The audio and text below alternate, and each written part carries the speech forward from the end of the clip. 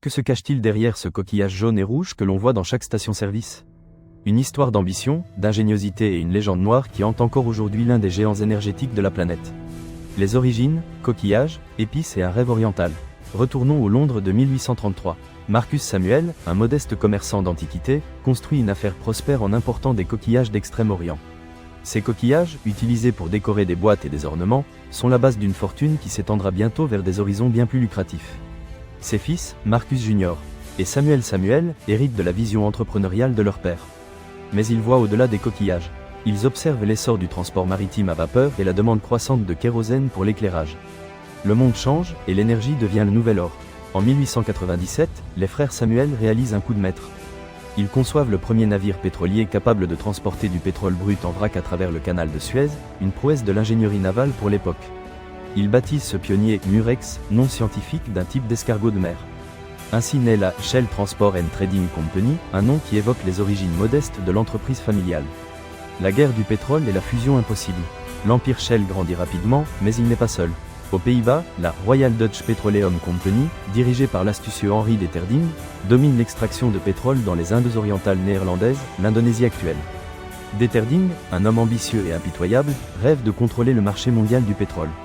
Les deux compagnies mènent une guerre commerciale féroce, se disputant les marchés et les prix. La rivalité est intense, presque personnelle. Cependant, la Première Guerre mondiale change tout. La demande de carburant monte en flèche, et la concurrence devient autodestructrice. En 1907, Deterding propose une solution audacieuse, une fusion.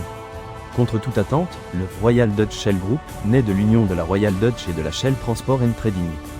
Deterding devient le directeur général, consolidant son pouvoir.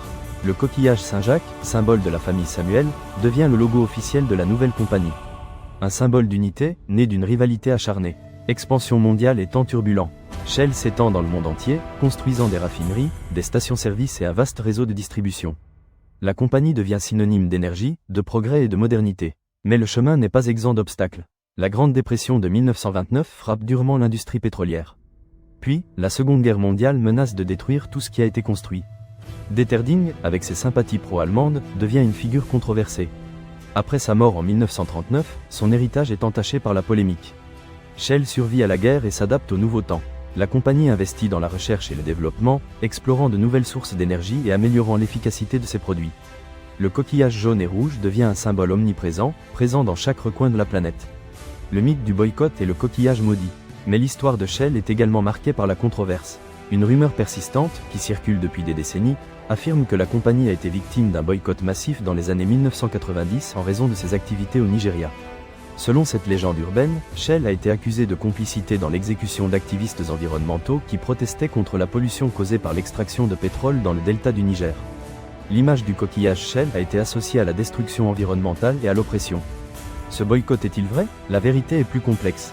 S'il est indéniable que Shell a fait face à des critiques et à des protestations pour ses opérations au Nigeria, il n'y a aucune preuve d'un boycott coordonné et massif qui aurait affecté de manière significative les ventes de la compagnie à l'échelle mondiale.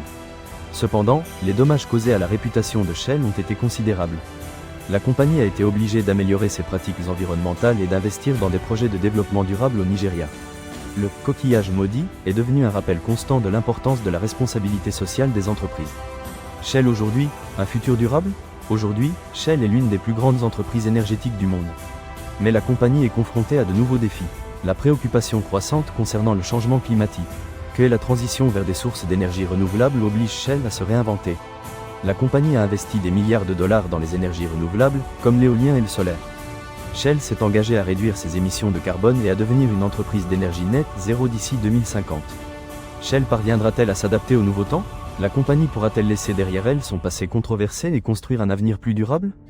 L'avenir nous le dira. Clôture réflexive. Parce que parfois, derrière un simple logo, il y a toute une histoire d'ambition, d'innovation et de controverses que peu connaissent. L'histoire de Shell est un rappel que le succès entrepreneurial n'est pas exempt de responsabilité. L'histoire de Shell vous a-t-elle surpris? Connaissiez-vous le mythe du boycott? Laissez-nous vos commentaires et abonnez-vous pour plus d'histoires fascinantes sur des marques emblématiques.